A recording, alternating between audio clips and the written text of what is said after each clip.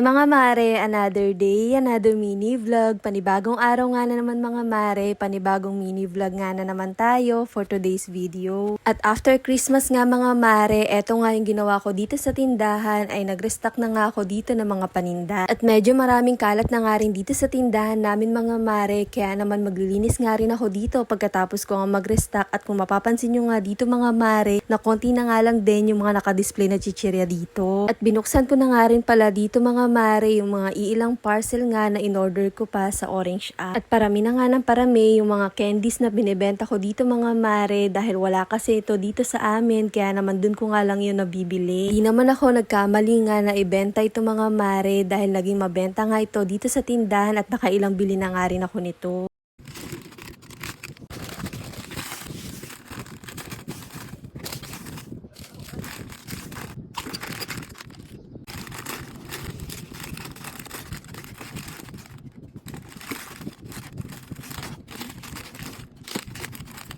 Kapag nagre-restock talaga ako mga mare, first in first out talaga yung ginagawa ko. Yung mga unang stock nga mga mare ay nilalagay ko sa unahan at yung mga bago ay nasa likuran. At nag-refill na nga rin ako ng mga chichirya dito mga mare dahil kung mapapansin nyo ay konti na nga lang din yung mga nakadisplay dito. At alam nyo ba, kapag puno nga ng chichirya dito sa harapan ng tindahan namin mga mare ay napakaganda nga tignan sa labas. At pagkatapos ko nga mag-restock dito mga mare ay nag-umpisa na nga rin ako dito maglinis sa tindahan dahil medyo maalikabok nga na naman dito at matagal na nga rin yung huli nga ako nakapagwalis. At medyo na-busy nga ako sa paggagawa nga ng Graham bar mga mare, kaya naman ngayon nung nagkaroon na nga ako ng oras dito sa tindahan ay sinamantala ko na nga din yung pagdilinis ko. At dahil konti na nga lang din yung stock sa mga soft drinks namin dito mga mare, kaya naman bukas or mamaya ay mamimili nga na naman ako. At sa mga nagtatanong nga sa akin mga mare kung ano daw bang itsura ng harapan ng tindahan namin ay eto po. Mas dumami na nga ito tignan mga mare, lalo na nga nung nadagdagan pa ako ng paninda ng mga candy. At fast forward na nga lang tayo dito mga mare, kinaumagahan nga ay nag-umpisa na nga ako magbalot dito ng mga Graham bars dahil medyo marami nga yung babalutin ko ngayon. At dahil konti nga na naman yung stock sa ref namin mga mare, kaya naman kinakailangan ko nga na naman mag-restock nito. May mga araw din talaga mga mare na kung minsan matumal ang bentahan, pero minsan naman may araw naman talaga na napakalakas nga ng bentahan. Katulad na nga lang mga mare, nung isang araw, ma-share ko na nga lang din sa inyo. Dumating na nga yung oras na 2 PM nga mga mare ay wala pa nga ako nabibenta na Graham bar. At sa isip-isip ko nga nun mga mare, nasan kaya yung mga tao, bakit wala pang bumibili? Hinayaan ko na nga lang din mga mare at lumipas nga ng mga ilang minuto ay nagulat na nga lang din ako ay sunod-sunod na nga rin bumili nga ng Graham bar dito sa tindahan. At kahit gabi nga mga mare, sunod-sunod pa nga rin yung bentahan, kaya naman onti na nga lang din yung stocks nga ng Graham bar ko, kaya naman nagulat na nga lang din ako mga mare. At syempre natuwa na nga din dahil hindi ko nga inaasahan ngayong araw na yun. Kaya nga ayun nga yung sinasabi ko sa inyo palagi mga mare na hindi nga palagi na malakas ang bentahan natin. May mga araw talaga na darating tayo sa tumal, pero kahit ganun pa man din, ang importante ay nagpapatuloy tayo.